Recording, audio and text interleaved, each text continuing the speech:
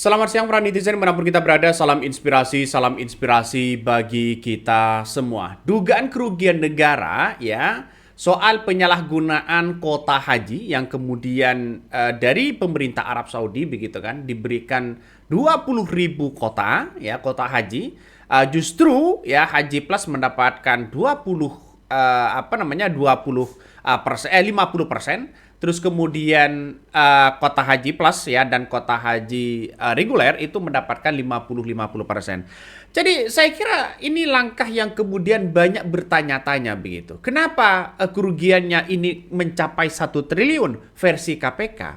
Ternyata begitu kan. Ternyata setelah saya membaca dari beberapa postingan orang ya benar atau tidak, ada yang menduga bahwa kerugian negara karena penyalahgunaan kota haji ya adalah 2 triliun. Sedangkan menurut KPK ini 1 triliun. Ya, dari kota 8.000 jamaah haji reguler ya, haji reguler yang dijual untuk jamaah haji khusus ya, kata lain adalah bahwa jamaah haji yang seharusnya berangkat tahun 2024 mereka harus menunggu 40 tahun lagi. Bayangkan. Ngeri nih, Bos. Ya ngeri. Kalau akan mencapai 2 triliun, maka hitung-hitungannya ya, Haji Plus di situ tidak hanya dijual dengan harga 200 juta, 300 juta, bahkan bisa saja 500 juta ke atas begitu. Kalau hitung-hitungan 1 triliun. Jadi saya kira bahwa hitung-hitungan dari KPK, menurut saya pribadi, kalau kerugian negara hampir 1 triliun, mungkin hitungannya adalah dijual dengan harga 200 juta, 250 juta. Itu per kota Haji Plus begitu kan. Jadi langkah inilah yang kemudian KPK ya kabarnya akan memanggil Menakyakut begitu kan ya. Untuk diperiksa kembali. Nah, nampaknya tidak kunjung diperiksa begitu kan ya. Tidak kunjung selesai begitu. Diperiksa lagi dan sebagainya. Ini salah satunya ya Yakut Khalil begitu kan ya, ex Menak di situ begitu akan kembali diperiksa kasus korupsi kota haji. Yang awalnya 1 triliun apakah ada penambahan lagi begitu. Kalau 2 triliun saya kira tidak akan dinikmati oleh satu orang. Pasti banyak begitu kan ya. Dugaannya kan seperti itu.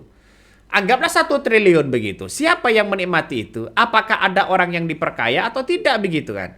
Sehingga apa yang terjadi? Masyarakat melihat bagaimana soal kasus kota haji ini, apakah nanti dicari sosoknya pemberian ya, pemberi perintah penghilangan barbuk di Matur Travel atau bagaimana begitu. Ini kan akan ditelusuri begitu. Kabarnya ada 100 travel. Ngeri, Bos. Dan di situ kabarnya begitu kan ya, orang yang menyetor dari travel ke ke Menak begitu kan ya, kabarnya dari 43 juta sampai 113 juta. Bayangkan fee-nya apakah fee apa tidak begitu kan. Ini harus dijelaskan di situ begitu. Dan saya kira ini langkah yang kemudian menurut saya pribadi ya siapa yang bertanggung jawab ya periksa dong ya. Sebagai seorang mantan presiden seperti Jokowi periksa dong begitu kan. Diminta keterangan. Kok bisa-bisanya, Bang? Ya, kok bisa-bisanya Jokowi juga seolah-olah terseret masalah soal ini? Iya. Kenapa? Karena pemerintah Arab Saudi ketika seorang presiden Jokowi melobi begitu pemerintah Arab Saudi, ini kan menandakan saya kira ini bagus demi kesejahteraan masyarakat. Ya. Nah, disitulah begitu dapatlah 20.000 ini.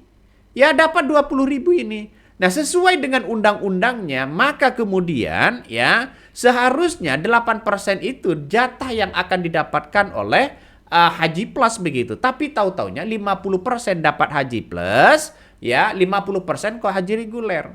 Nah apakah pertanyaannya apakah Jokowi tidak tahu soal ini? Nah itu periksa biar tahu lengkap begitu kan. Penjelasannya bagaimana dan sebagainya. Negara kita ya negara hukum ya takut untuk memeriksa seorang Jokowi di situ begitu. Makanya ini akan menemukan titik temu pada akhirnya begitu. Semoga saja nanti ex Menakyakut ya bercerita begitu kan. Apakah ini sudah direstui oleh presiden atau tidak? Ya. Tapi saya kira BPK lagi menghitung begitu seperti apa kerugian negara begitu dan bahkan yang masuk ke kantong pribadi orang-orang atau oknum-oknum di belakangnya kita tunggu saja begitu ya. Buktikan KPK, jangan omon-omon aja. Keputusan Menak berubah ya. Menak yang berubah jumlah haji kota dari 8% menjadi 50%, dari 20.000 kota haji tambahan dibantu oleh staf Kemendak di Kemenak. Tinggal tetapkan ya Menak tinggal tetapkan siapa yang akan menjadi tersangka. Maka kasus ini akan terang benderang siapa di balik ini semua. Maka banyak yang akan bercerita di situ begitu. Ada yang mengatakan ada yang mengatakan begitu kan ya. Jangan-jangan nanti tidak ada yang jadi tersangka begitu. Lucu begitu kan. Jadi KPK buat apa ya menelusuri, menaikkan dari tahap penyidikan ke tahap penyelidikan, di tahap penyelidikan naik ke tahap penyidikan, sudah menjadi tersangka misalnya tapi tidak ditahan. Banyak kasus KPK seperti itu begitu. Salah satu contoh Dana Hibah Jawa Timur. Sudah jadi tersangka orangnya tapi tidak ditahan. Malah digeledah rumahnya seolah-olah heboh, disegel sana sini. Orangnya ya santai, Bro. Sekarang korupsinya, orang-orang korupsi kan lebih cerdas begitu kan ya dibandingkan dengan KPK, dan itu sudah diakui sendiri oleh KPK begitu. Jadi saya kira pemeriksaan Menak Yakut kembali begitu kan ya akan dipastikan akan kembali memanggil mantan Menak Yakut ya Yakut Holil Qomas begitu kan ya setelah mengamankan ponsel hingga dokumen saat penggeledahan di rumah Menak Yakut. Tapi menurut pengacaranya begitu kan ya, kabarnya ini tidak barang bukti elektronik disita KPK begitu kan ya. Kabarnya begitu kan bukan milik kliennya, membantah katanya begitu. Nah, drama-drama apa lagi nih begitu ya?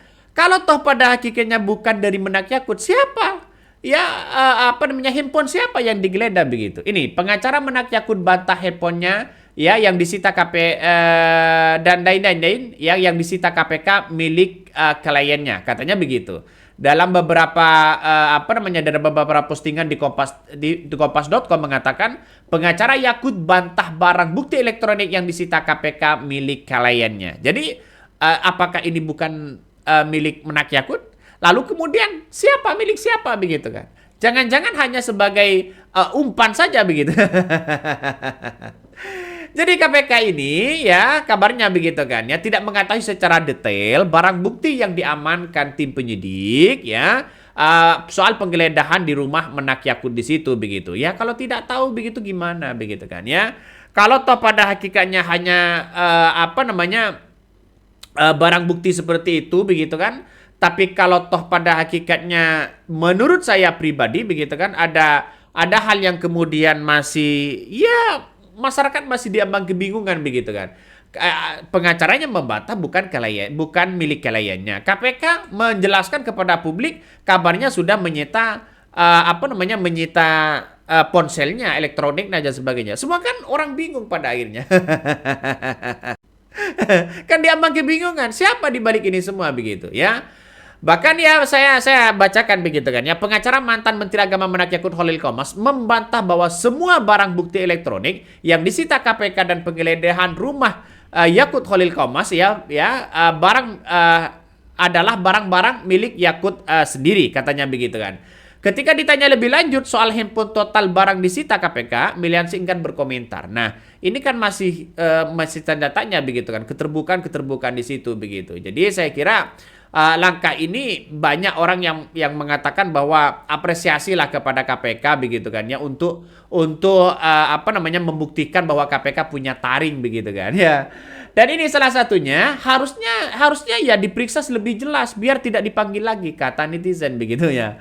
Ada mengatakan, maaf Pak Ustadz, apakah orang yang terzalimi doanya dikabulkan oleh Allah? Doanya pasti dikabulkan, bukan langsung dikabulkan. Serahkan kepada Allah yang Maha Esa, kata netizen.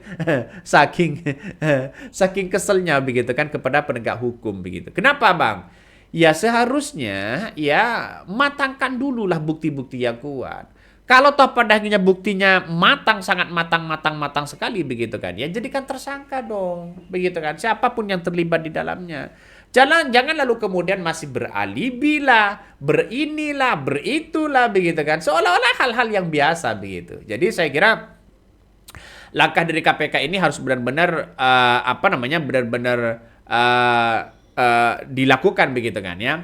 Ada yang kemudian menarik begitu kan. Siapa yang menghilangkan bukti-bukti itu begitu. Makanya Komisi Pemberantasan Korupsi KPK ini masih mendalami sosok pemberian perintah untuk menghilangkan barang bukti dokumen-dokumennya ketika di penggeledahan di Maktur Travel MT dalam perkara dugaan korupsi penentuan kota haji ya dan penyelenggara ibadah haji. Seolah-olah ini merintangi pada penyidikan pada akhirnya. Nah, pelaksanaan tugas dari PLT Deputi Bidang Penindakan dan ex KPK Asep Guntur Rahayu mengatakan bahwa hingga saat ini kabarnya KPK masih mendalami informasi-informasi terkait dengan dugaan penghilangan berupa dokumen dan bukti-bukti yang ada, dan ini akan menjadi dampak ya kalau KPK tahu begitu kan ya, maka ini kena juga begitu karena ini seolah-olah merintangi menghilangkan barang bukti begitu, dan di situ akan menghilangi soal penyidikan dan sebagainya. Nah, saya kira sekuat KPK, kejaksaan dan sebagainya kan biasanya kan punya alat yang mendeteksi itu begitu kan ya. Jadi komunikasi orang itu bisa terlihat begitu kan, tidak bisa mengelak lagi kalau itu memang benar-benar kenyataan begitu. Jadi saya kira langkah yang dilakukan oleh orang-orang sekarang ini begitu kan ya kepada penegak hukum begitu seharusnya telusuri betul, jangan hilang lagi begitu kan. Biasanya di KPK itu ngarcep, hilang, ngarcep, hilang, ngarcep, hilang sampai bertahun-tahun begitu. Jadi saya kira ini langkah yang harus kita lakukan begitu kan ya. Dari sejak pansus haji sudah berapa tahun sampai sekarang begitu kan ya. Sampai sekarang masih aman-aman aja. Nanti muncul lagi 1 tahun, nanti muncul lagi 5 tahun. Tahu-taunya begitu 7 tahun menjadi tersangka seperti kasus Hasto. Ini logikanya gimana para penegak hukum di situ begitu ya. Jadi saya kira apa yang kemudian menjadi kritikan ini bagian dari kesayangan kita rakyat Indonesia kepada KPK begitu kan ya, karena salah satunya masyarakat yang punya kekuatan juga untuk menilai bagaimana KPK ini bekerja semaksimal mungkin. Oke, mungkin itu yang kami sampaikan. Tonton terus di channel dari podcast Rakyat ini, jangan lupa di subscribe.